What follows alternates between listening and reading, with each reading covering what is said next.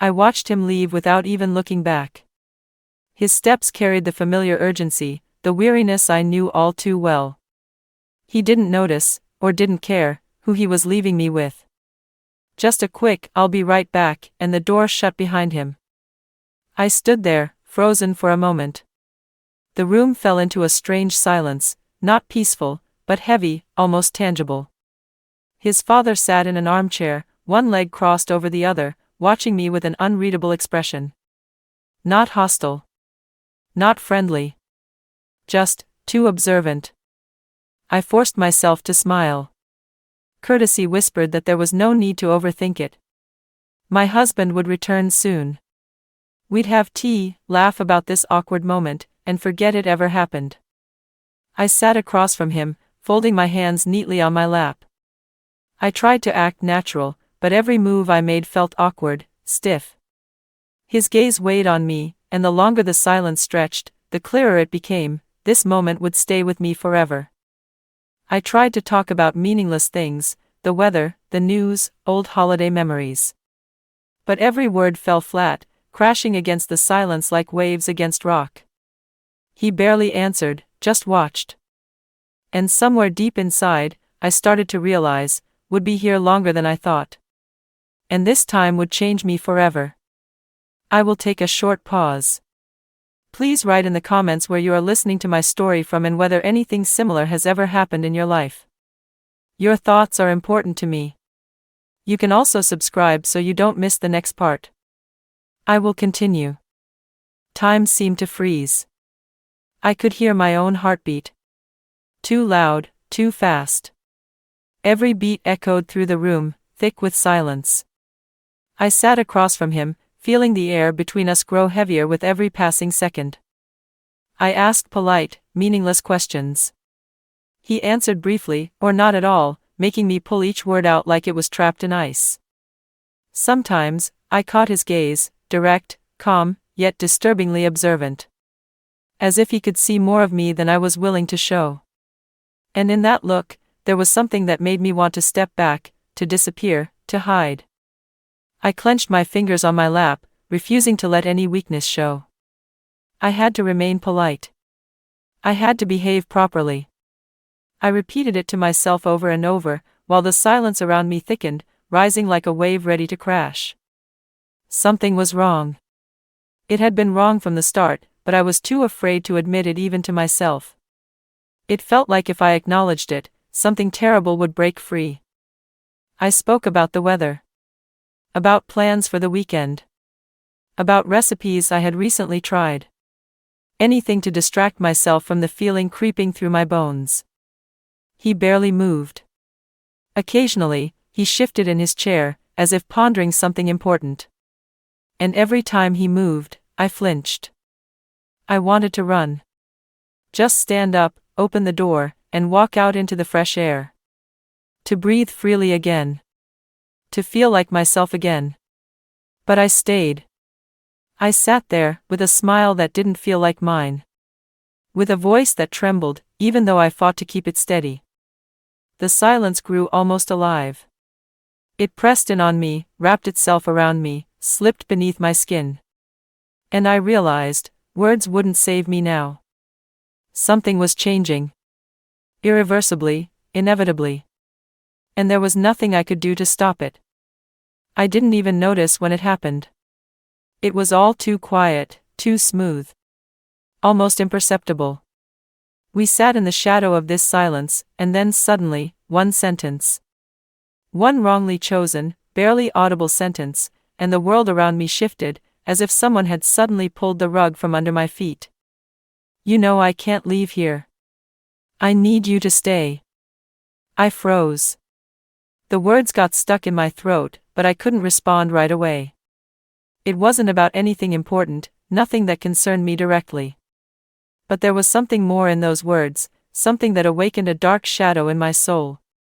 There was no anger, no surprise. Just cold acceptance. This realization hit me like snow falling on my shoulders. I could no longer hide it.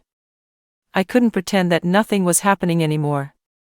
I suddenly understood that all the illusions, of family, loyalty, the future, had collapsed like a house of cards. In his father's eyes, I saw neither judgment nor pity. Just calm understanding, as if he didn't need to say anything aloud. He knew. He knew me better than I knew myself. Everything I felt now was laid bare, but I couldn't erase it from my soul. I couldn't stop feeling that awful cold that wouldn't let me go, even when I tried to breathe normally. The situation no longer allowed for any excuses. I sat before him, and everything was clearer than ever. My whole life, all these years, now seemed like a game. And I was no longer capable of participating in that game, because all that was left for me was to stay silent, watch, and understand that it was all over for me. I looked around. I searched for the support, the gaze of my husband, who should have come and fixed everything, bringing me back into that world where everything felt familiar and safe. But he wasn't there. And that became my last realization. I made my choice. But I didn't know how it would all end. I will take a short pause. Please write in the comments where you are listening to my story from and whether anything similar has ever happened in your life. I would be interested to hear your thoughts. If you'd like, subscribe so you don't miss the continuation. I will continue. Several days passed, but it felt as though time had frozen for me. I tried to return to normal life, but everything around me reminded me of what had happened. His gaze, sometimes briefly meeting mine, the accidental touches that now felt unnatural, even the scent of his skin, all of it became unbearably heavy. I looked at him and tried to understand what was left of what we once called our relationship.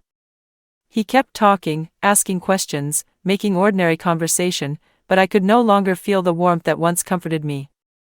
He was there, but he was no longer the person I could lean on. He had become a stranger. And the scariest part, he didn't even know. He didn't notice that I was no longer the same. He didn't see that inside me lived an emptiness that couldn't be filled by anything. It was a strange feeling. I tried to act the way I used to, but everything inside me had changed. He kept talking, joking, touching me, and I felt like I was in someone else's body. Like I was playing a role that no longer had meaning. He was so dependent on me, and I couldn't give him what he needed anymore. I couldn't return to those feelings, that trust we once had. Every day, I felt that emptiness growing inside me. It wasn't just an absence. It was the disappearance of what had once bound us together. And I couldn't do anything about it. I stayed silent. I closed my eyes and tried to forget, but as soon as I let my guard down, it all came rushing back. I knew that this emptiness wouldn't go away, and perhaps it never would. And the scariest part, I didn't want to fill it. I was ready to live with it, to learn how to exist with it. The morning began as usual. Light filtered through the curtains, and I absent-mindedly raised my gaze, expecting the familiar reflections. But suddenly, something changed.